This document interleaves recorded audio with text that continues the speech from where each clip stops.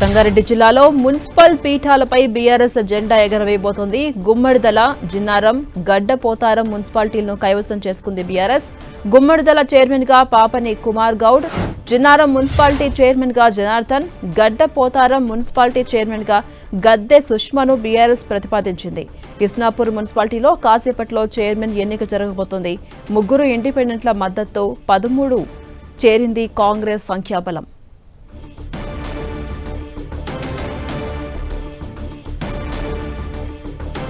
ఇదే అంశంపై మరింత సమాచారం మా ప్రతినిధి పివి రావు అందిస్తారు. పివి రావు, సంగారెడ్డి జిల్లాలో అటు మున్సిపల్ పీఠాలపై క్లారిటీ వచ్చింది. బీఆర్ఎస్ జెండా ఎగరవేయబోతోంది. మరి కాసేపట్లో చైర్మన్ ఎన్నిక కూడా ఉండబోతోంది. అప్డేట్స్ ఏంటి?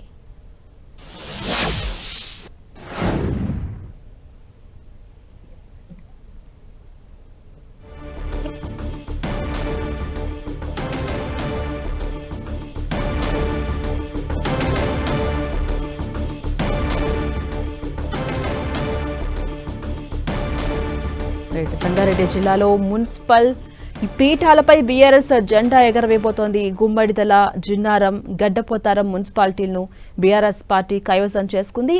గుమ్మడిదల చైర్మన్ గా పాపని కుమార్ గౌడ్ పేరును ప్రతిపాదించారు. జిన్నారం మున్సిపాలిటీ చైర్మన్ గా జనార్దన్, అటు గడ్డపోతారం మున్సిపాలిటీ చైర్మన్ గా గద్దె సుష్మను బీఆర్ఎస్ ప్రతిపాదించింది.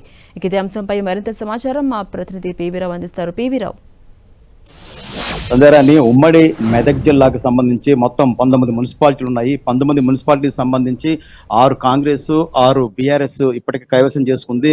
మిగతా 7 చోట్ల హంగ్ వచ్చింది. ఆ హంగులు కూడా అత్యధికంగా బీఆర్ఎస్ కైవసం చేసుకునే దిశగానే ప్రయత్నాలతో కొనసాగుతున్నాయి. అందరూ కూడా క్యాంపులో ఉన్నారు. 11 గంటలకు సరిగ్గా వారంతా కూడా ఇక్కడ చేరుకుంటారు. మొత్తం మీద చూసుకున్నప్పుడు అన్ని స్థానాలు, మ్యాక్సిమం స్థానాలను కూడా బీఆర్ఎస్ కైవసం చేసుకునే దిశగానే కొనసాగుతున్నాయి.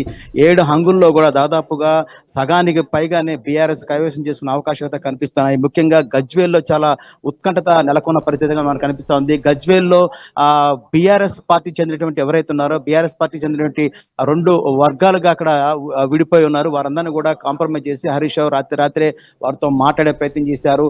దాంతోనే అది కూడా బీఆర్ఎస్ పార్టీ అయ్యే అవకాశం కనిపిస్తా ఉంది. మొత్తం మీద చూసుకున్నప్పుడు ఇక్కడ 11 గంటలకైతే ఇక్కడికి వారందరూ అన్ని మున్సిపాలిటీలకు వచ్చేసి ప్రమాణ స్వీకారం చేసే పరిస్థితి కనిపిస్తుంది. మనతో పాటు ఇక్కడ మున్సిపల్ కమిషనర్ గారు, చెప్పండి, ఎన్ని గంటలకు వస్తారు, ఎలా జరుగుతుంది, ప్రక్రియ ఎలా ఉంటుంది?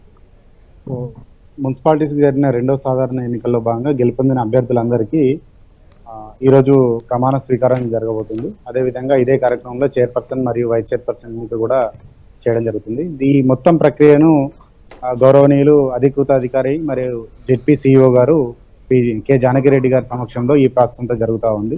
ఎటువంటి అవాంఛనీయ సంఘటనలు జరగకుండా ఈ కార్యక్రమాన్ని పూర్తి చేస్తాం.